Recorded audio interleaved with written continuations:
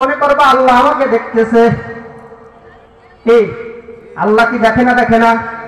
সিজদা কি আল্লাহকে করি কি করি না? সিজদা করার সময় মাথায় কামড়ায়, সিজদা করার সময় লুঙ্গি আবার ধরি, দুই দিক খুলে আবার মোবাইল হাতে পকেটে থই। তাই আল্লাহর কিরম ভয় করলাম আমরা?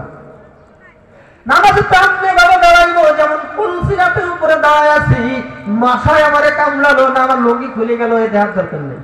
না লুঙ্গি খুলে গেলে এবার আটকা দিবে মাঝখানে আসতে, কিন্তু আগের থেকে টাইট করে ভরি আসতে হবে।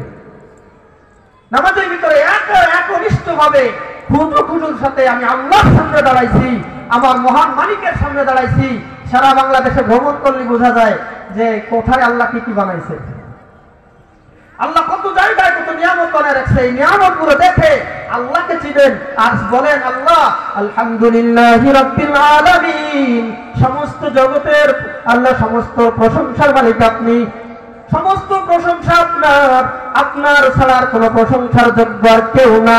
এইভাবে আপনি যদি আলহামদুলিল্লাহ সূরাটার অর্থ বুঝে যদি আপনি নামাজ পড়েন, দেখবেন নামাজের ভিতরে মজা আসবে, আপনার কিরাতের ভিতরে মজা আসবে, রুকুর ভিতরে মজা আসবে।